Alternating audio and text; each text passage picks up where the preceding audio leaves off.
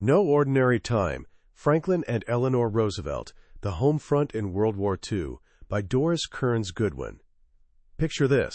It's May 1940, and the world is holding its breath. But the President of the United States has a secret bedtime ritual that nobody knows about. Every night, Franklin Roosevelt closes his eyes and transports himself back to childhood. He's standing at the top of a snowy hill in Hyde Park, New York, gripping his wooden sled. Then he pushes off. In his mind, he feels everything. The icy wind whipping past his face, the thrilling acceleration as he navigates every familiar curve with perfect precision. When he reaches the bottom, he turns around, drags the sled behind him, and makes the slow, satisfying climb back up. Over and over, this simple loop plays in his imagination until sleep finally comes. Here's the thing that makes this ritual heartbreaking and beautiful at the same time. Franklin Roosevelt couldn't actually climb that hill. Polio had stolen the use of his legs 2 decades earlier. His body was confined to a wheelchair, his legs withered and useless. But in his mind? In his mind, he could run. He could climb. He was free. And on this particular night, as he's drifting off to sleep with visions of that snowy hill, the phone rings. Hitler's armies are flooding into Holland, Belgium, and France. The so-called phony war, that strange period of tense waiting, is over. The real nightmare has begun. What you're about to hear is the story of what happened next, drawn from Doris Kearns Goodwin's Pulitzer Prize-winning masterpiece. But fair warning. This isn't your typical war story filled with battle strategies and military maneuvers. Instead, Goodwin takes us inside the White House during World War II, and it turns out that America's command center looked less like a dignified seat of power and more like a chaotic, emotionally complicated boarding house where everyone had secrets. This is the story of how a man who couldn't walk somehow led an entire nation to run toward its destiny. It's about his wife Eleanor, who transformed the traditionally decorative role of First Lady into a powerful force for justice, becoming the nation's conscience precisely when it needed one most. And it's about their strange, fractured, yet oddly effective partnership, a marriage that had been shattered by betrayal years earlier, yet somehow became the foundation for a leadership that literally saved the world. By the time we're done, you'll understand how America went from a depressed, isolationist nation that wanted nothing to do with Europe's problems to becoming what Roosevelt called the arsenal of democracy. And you'll see that true leadership isn't about being perfect or having all the answers. It's about finding strength in your broken places and inspiring others to do the same. As the title promises, this was no ordinary time, and these were definitely no ordinary people. If you really want to understand Franklin Roosevelt, you have to start with the one thing he desperately tried to hide from the American public: his paralysis. Imagine being 39 years old, at the peak of your physical power, loving nothing more than swimming and sailing and running. Then one day, your body simply stops obeying you. That's what polio did to Roosevelt. But here's the fascinating part. While the disease crippled his body, it somehow expanded his soul. Eleanor later called it his, quote, trial by fire. People who knew him both before and after the illness said he emerged completely transformed, less arrogant, more empathetic, with a bone-deep understanding of human suffering. Since he couldn't easily go out into the world anymore, he did something clever. He brought the world to him. And that's why the wartime White House was such a bizarre, wonderful place.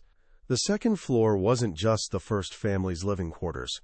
It was like a small hotel filled with fascinating characters who formed Franklin's inner circle. In the Lincoln Suite lived Harry Hopkins, Roosevelt's closest advisor. Hopkins was a former social worker who looked, as one observer bluntly put it, like an ill-fed horse at the end of a hard day. The man was perpetually sick, almost skeletal, but when Hopkins spoke, his eyes blazed with intelligence, and Roosevelt recognized a brilliant mind wrapped in that fragile body. Hopkins became Franklin's alter ego, living just steps away from the president's bedroom so they could strategize late into the night. Down the hall was Missy LeHand, Roosevelt's personal secretary. Smart, attractive, and utterly devoted, she had built her entire adult life around Franklin. She organized his stamp collection, played his favorite card games, and understood his moods better than almost anyone. To many White House insiders, she was the other wife, providing the easy laughter and uncomplicated companionship that had long since vanished from his actual marriage. Which brings us to Eleanor. She and Franklin had adjoining suites, but their lives ran on completely separate tracks. The reason? Back in 1918, Eleanor had discovered that Franklin was having an affair with her own social secretary, a beautiful young woman named Lucy Mercer. That discovery didn't just hurt Eleanor, it shattered her entire world. She offered Franklin a divorce. He refused, partly because his domineering mother threatened to cut him off financially, and partly because a divorce would have destroyed his political career. So Eleanor agreed to stay, but she made it clear their intimate life together was over. But here's where the story gets interesting. That heartbreak became Eleanor's liberation. No longer content to define herself just as a wife and mother, she started building her own identity. She became a teacher, a political organizer, and a fierce advocate for people society had forgotten. By the time Franklin became president, they had forged an entirely new kind of partnership. Since he couldn't travel easily, Eleanor became his, quote, eyes and ears, journeying deep into coal mines, visiting Puerto Rican slums, walking through migrant worker camps in California, then bringing back the human stories that he could no longer witness himself. This was the unusual family occupying the White House when that fateful phone call came in May 1940. Hitler was on the move, and America was laughably unprepared. Get this. When Hitler's tanks were slicing through France, the United States Army ranked 18th in the world, 18th, behind Portugal, behind Switzerland. The military was so underfunded that soldiers literally trained with broomsticks painted to look like rifles and trucks with the word tank painted on the side. I'm not making this up. And the American spirit was just as weak. A powerful wave of isolationism had swept the country. Charles Lindbergh, America's most famous aviator, was touring the nation arguing that the oceans would protect us and that Europe's war was none of our business. This was Roosevelt's first massive challenge, leading a nation that absolutely did not want to be led into war. He knew he couldn't get too far ahead of public opinion. He'd seen what happened to President Wilson when he tried to drag America into the League of Nations. So Roosevelt started moving carefully, like a juggler keeping multiple balls in the air, hoping none would drop. He gave a bold speech to Congress, calling for the production of 50,000 airplanes a year. The number was so staggering it seemed impossible, which was exactly the point. He wanted to wake up America's industrial imagination. But there was a problem. For years, business leaders had been Roosevelt's fiercest enemies. The New Deal's regulations and support for labor unions had made them despise him. They called him that man in the White House, literally refusing to say his name out loud. Now Roosevelt needed these men, so he did something remarkable. He set aside all the old battles. He reached out to the captains of industry, men who ran General Motors and U.S. Steel, and brought them into the government to run the war production effort. It was an uneasy truce between the New Deal and big business, but Roosevelt understood a simple truth. In a capitalist country, you can't fight a war without capitalism firing on all cylinders. At the same time, to keep his liberal base happy, he brought labor leader Sidney Hillman into the Defense Commission, right alongside the corporate titans. Classic Roosevelt. Create a structure with built-in competition, place yourself at the center as referee, and retain all final authority. When businessman William Knudsen asked, "Who exactly is my boss?" Roosevelt just smiled and said, "I guess I am." While Franklin was juggling businessmen and generals, Eleanor was fighting a different battle. As her husband's attention shifted entirely to the war, she felt her concerns for social reform being pushed aside. But she quickly found a new mission, making sure that if America was going to fight for democracy abroad, it better start practicing democracy at home. This mission led her straight into the fight for racial justice. In 1941, the American military was almost completely segregated. Not a single black soldier served in the Marine Corps or the Army Air Corps. In the Navy, black men could only be mess attendants, essentially serving food and shining shoes for white officers. And the booming defense industries? They openly refused to hire black workers for anything except janitorial positions. A dignified labor leader named A. Philip Randolph decided enough was enough. He called for 100,000 black Americans to march on Washington to demand an end to discrimination. The administration panicked. A march that size could trigger riots, embarrass America on the world stage, and destroy the appearance of national unity. They turned to the one person they knew the black community trusted, Eleanor Roosevelt. She met with Randolph, pleading with him to call off the march. Randolph respected her deeply, but he stood firm. He told her that black Americans were done with promises. They needed action. Eleanor carried that message back to Franklin. Cornered, and with Eleanor serving as the crucial bridge, Roosevelt made a historic decision. He signed Executive Order 8802, banning discrimination in defense industries and creating the Fair Employment Practices Commission. It was the most significant federal action on civil rights since Lincoln freed the slaves. Randolph called off the march. He'd won a massive victory without a single person ever setting foot on Pennsylvania Avenue. It was a powerful lesson in organized protest, one that would echo through the civil rights movement for decades. Meanwhile, Roosevelt kept walking his political tightrope. He pushed through the first peacetime draft in American history, so controversial it passed the House of Representatives by just one vote. He engineered the destroyers for bases deal, trading 50 old American warships to Britain for naval bases. His opponents screamed that it was practically an act of war. Then came his masterstroke, Lend-Lease. By the end of 1940, Britain was running out of money. It couldn't pay for the weapons it desperately needed to survive. Roosevelt knew that if Britain fell, America would be next. But isolationists in Congress would never approve a direct loan. So during a quiet cruise on the presidential yacht, Roosevelt came up with a brilliantly simple idea. At his next press conference, he explained it like this. Suppose my neighbor's house catches fire, and I have a garden hose. If he can connect my hose to his hydrant, I can help him put out the fire. Now what do? I don't say, neighbor, my garden hose cost me $15, so you need to pay me $15. I don't want $15. I want my garden hose back after the fire is over. And just like that, with one homespun analogy, the concept of Lend-Lease was born. America would lend weapons to the Allies, who would return them or replace them after the war. Winston Churchill later called it the most unsordid act in the history of any nation. It effectively made America the arsenal of democracy, while technically remaining at peace. That fragile peace exploded on the morning of December 7, 1941. Roosevelt was in his study with Harry Hopkins, relaxing after lunch, when the Secretary of the Navy called. "Mr. President," he said, his voice tight, "it looks like the Japanese have attacked Pearl Harbor." Hopkins couldn't believe it. But Roosevelt knew immediately it was true. His face shifted into what Eleanor called his deadly calm expression.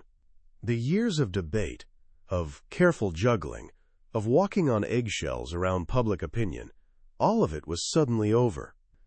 He called in his secretary and began dictating the speech he would deliver to Congress the next day. Yesterday, December 7, 1941, he began a date which will live in infamy. The attack on Pearl Harbor united America overnight. The isolationist movement collapsed like a house of cards. The nation that had been so reluctant to fight was suddenly consumed by a single burning purpose. The transformation was staggering. The auto industry completely shut down civilian car production. Factories that had made corsets started making grenade belts. A pinball machine company began producing armor-piercing shells, and a new cultural icon was born, Rosie the Riveter. With millions of men shipping off to war, women flooded into the factories. They learned to weld, to rivet, to operate massive cranes. For many women, it was the first time they'd ever earned their own paycheck, the first time they'd experienced the freedom and camaraderie of the workplace. Eleanor championed this movement enthusiastically. "If I were of debutante age," she declared, "I would go into a factory. Any factory, where I could learn a skill and be useful." But this social revolution created new problems. With mothers working, who would watch the children? Eleanor became a tireless advocate for government-sponsored daycare centers. She pushed industrialists like Henry Kaiser to build cutting-edge facilities right next to his shipyards, complete with nurses, nutritionists, and even a service that provided hot meals for mothers to take home after their shifts. It was a vision of supportive society that was literally decades ahead of its time. As the home front roared to life, the actual war front remained a place of darkness and defeat. In the Pacific, Japanese forces swept through the Philippines, Singapore, and Burma. In the Atlantic, German submarines were sinking Allied ships faster than they could be replaced. During these bleak months, Winston Churchill arrived at the White House for a 3-week stay over Christmas 1941. His presence was electric. Churchill was a force of nature, a man who worked all night, took afternoon naps, and drank brandy before breakfast. He and Roosevelt would stay up until 2 or 3 in the morning, spreading maps across the floor, planning grand strategy, like two generals playing the world's highest-stakes chess game. Eleanor watched them with worried eyes. They seemed to her like two little boys playing soldier. She saw in Churchill a romantic vision of war that frightened her, and she worried that Franklin, caught up in the adventure of it all, might lose sight of the devastating human cost. And the human cost was immense. In the major conferences that followed, Casablanca, Tehran, and Yalta, Roosevelt, Churchill, and eventually the formidable Joseph Stalin made the decisions that would shape the entire post-war world. They agreed to demand unconditional surrender from the Axis powers. They argued intensely over the timing of D-Day, the Second Front in Europe, that Stalin desperately needed to relieve pressure on his bleeding armies. Through it all, Roosevelt played mediator and charming host, believing he could win over the brutal Soviet dictator through sheer force of personality. At Tehran, he even gently teased Churchill in front of Stalin, creating a little boys' club of two to break down the Russian leader's suspicion. It was a calculated performance, political seduction at the highest level. And it seemed to work. Roosevelt secured Stalin's commitment to the D-Day invasion and a promise to enter the war against Japan once Germany was defeated. But the strain of carrying the entire world on his shoulders was taking a terrible toll. By spring 1944, those closest to Roosevelt saw alarming changes. He'd lost weight, his skin had turned grayish, his hands trembled, a persistent cough racked his body. His daughter Anna, now living at the White House to help him, grew so worried she insisted on a comprehensive medical examination. The diagnosis was devastating: congestive heart failure and advanced cardiovascular disease. The doctors privately gave him a grim prognosis. He might not survive his 4th term. A conspiracy of silence descended on the White House. The public was told he had simple bronchitis. Even Eleanor, consumed by her own relentless schedule, wasn't fully informed. She still saw him in some ways as the man who had conquered polio. She couldn't, or wouldn't, see that this was a battle he couldn't win. Anna stepped in to fill the void. She became her father's gatekeeper, his confidant, his companion. She understood, in a way her mother couldn't, his deep need for simple affection and relaxation. And Anna made a decision that would have profound consequences. She knew her father was lonely. Despite all the people constantly surrounding him, he felt a deep inner isolation. And she knew there was one person from his past who had always brought him uncomplicated joy: Lucy Mercer. Lucy's husband had died. So Anna, acting out of compassion for her fading father, quietly arranged for Lucy to visit the White House whenever Eleanor was traveling. Lucy would join them for dinner in Franklin's study, creating an atmosphere of light-hearted gaiety. Franklin seemed to come alive in her presence, the crushing weight of years falling away. It was a quiet, gentle resurrection of a love story that had begun 3 decades earlier. While her father found solace in the past, Eleanor was looking firmly toward the future. In summer 1943, she undertook a brutal 5-week tour of the South Pacific, visiting American troops in hospitals and on remote island bases. Admiral Halsey, the gruff regional commander, initially opposed the trip, seeing it as a distraction, but he was completely won over by her tireless energy and genuine compassion.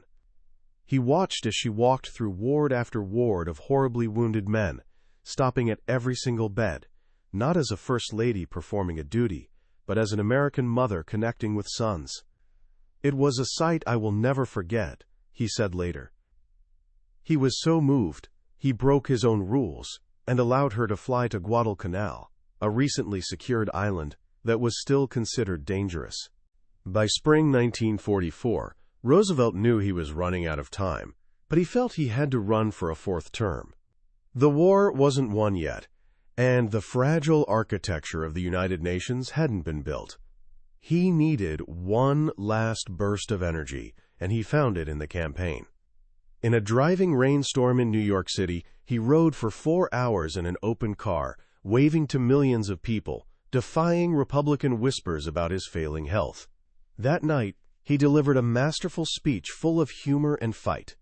He famously mocked the Republicans for attacking not just him, his family, or his policies, but even his little dog Fala.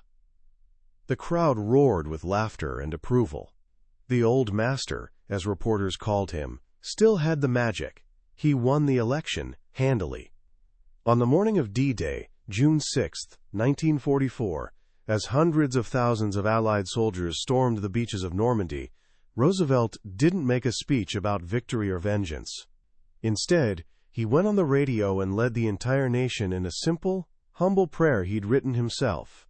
"Almighty God," he began, "our sons, pride of our nation, this day have set upon a mighty endeavor, a struggle to preserve our republic, our religion, and our civilization, and to set free a suffering humanity." The end, when it finally came, was quiet and sudden. In April 1945, Roosevelt went to his cottage in Warm Springs, Georgia, to rest. He was working on a speech, sitting in his favorite armchair by the fire, while an artist named Elizabeth Shumatoff painted his portrait. Lucy Rutherford was there, sitting quietly on a nearby sofa. Suddenly, the president raised his hand to his head. "I have a terrific pain in the back of my head," he said softly. Then he slumped forward. He'd suffered a massive cerebral hemorrhage. A few hours later, at 3:35 p.m. on April 12, 1945, Franklin Delano Roosevelt was dead. Eleanor was in Washington when she got the call. She flew to Georgia that night. It was there, in that small, quiet cottage, that she learned from her cousins that Lucy had been with Franklin when he died, and that her own daughter, Anna, had been arranging these secret visits. Eleanor gave no outward sign of the pain this final betrayal must have caused. All her life, she'd been trained to conceal her deepest emotions behind a wall of composure. As she lay in her sleeping berth on the funeral train traveling north through the night, she looked out the window. All along the tracks, in cities and at lonely country crossroads, thousands of Americans stood silently, their faces etched with grief, waiting to pay their last respects. Men held their hats over their hearts. Women wept openly. "I lay in my berth all night, with the window shade up," she later wrote, looking out at the countryside he had loved and watching the faces of the people who came to pay their last tribute all through the night. She was heading back to Washington to pack up 12 years of a life she'd shared with her husband. When she finally arrived at her apartment in New York, reporters were waiting. They asked what her plans were. She looked at them, her face weary but composed, and said simply, "The story is over." But of course, it wasn't. For Eleanor, a completely new life was just beginning. And for America, a transformed nation was being born, a country forged in the crucible of no ordinary time. When you finish a book like No Ordinary Time, it's hard to know where to even begin processing everything. This isn't just history. It's a profound meditation on leadership, partnership, and how nations transform themselves when they have no other choice. Doris Kearns Goodwin doesn't just give us battle statistics and political decisions. She invites us into living rooms, bedrooms, and the private thoughts of the people who guided America through its most dangerous hour. And what do we discover there? We find that leadership is a deeply, profoundly human endeavor. Franklin Roosevelt wasn't some flawless hero on a pedestal. He was a man with serious physical limitations and real personal failings. He could be manipulative, even devious. He was sometimes emotionally distant to the people who loved him most. But Goodwin shows us that his power didn't come from being perfect. It came from his unshakable confidence. A confidence born from his personal victory over polio and his almost mystical ability to connect with ordinary Americans. He believed in them, and in turn, they believed in him. He understood that in a democracy, you can't lead by command alone. You have to bring people along with you, one step, one story, one fireside chat at a time. And then there's Eleanor. Her journey is truly the emotional heart of the book. It's a story of transforming profound personal pain into immense public purpose. The discovery of Franklin's affair could have destroyed her. Instead, it freed her. It allowed her to build an identity separate from him, to find her own powerful voice. And that voice became the conscience of the nation. While Franklin focused on the political and military necessities of winning the war, Eleanor never let him, or the country, forget why they were fighting for a more just, more equal, more humane world. Their partnership is one of the most fascinating aspects of the entire story. It wasn't a traditional marriage by any definition. It was fractured, complicated, often lonely for both of them. Yet somehow, it worked brilliantly. They complemented each other perfectly. He was the masterful politician, the charming commander-in-chief. She was the tireless advocate, the moral compass pointing true north. He held the levers of power. She held the hearts of forgotten people. Together, they formed a leadership combination unlike anything in American history. So what can you, someone standing at the beginning of your own journey, take away from this epic story? First, understand that your greatest strengths often grow directly from your greatest weaknesses. Roosevelt's paralysis forced him to develop his mind, his empathy, and his unique leadership style. Eleanor's painful, lonely childhood gave her a bone-deep connection to human suffering. Don't run from your struggles. They might be the very things that forge your character and give you your unique purpose in the world. Second, recognize the incredible power of partnership. Very few great things are accomplished alone. The Roosevelts' story proves that a partnership doesn't have to be perfect to be powerful. Find people who complement your skills, who challenge your thinking, and who share your core values, even if your methods are completely different. And finally, believe in the power of transformation. In 1940, America was broken, divided, and fearful. 5 years later, it was the most powerful and prosperous nation on earth. That didn't happen by accident. It happened because leaders called upon the dormant energies of ordinary people and challenged them to do the impossible. The story of the home front is a powerful reminder that in times of crisis, regular people are capable of extraordinary things. It's a reminder that a nation's character, like an individual's, isn't revealed during easy times. It's revealed when everything is on the line. That was a summary of No Ordinary Time by Doris Kearns Goodwin. We've covered the major themes and stories, but I'll be honest with you, a summary can only be a map. The real treasure is found in the journey itself. The true magic of this book lives in Goodwin's masterful storytelling, in those quiet, intimate moments that reveal the beating human heart behind the history. This summary is designed to help you decide if this book deserves a place on your reading list. If any part of this story sparked your curiosity or touched something in you, I strongly encourage you to grab a copy. Reading it isn't just about learning facts. It's an experience that can genuinely deepen your understanding of leadership, resilience, and what happens when a nation discovers its soul. There's a link to the book in the description below. Also, if you found this summary valuable, I'd really appreciate it if you'd hit that like button and subscribe to the channel. That way, you won't miss our next journey into another life-changing book from the billionaire's bookshelf. Let's keep growing together.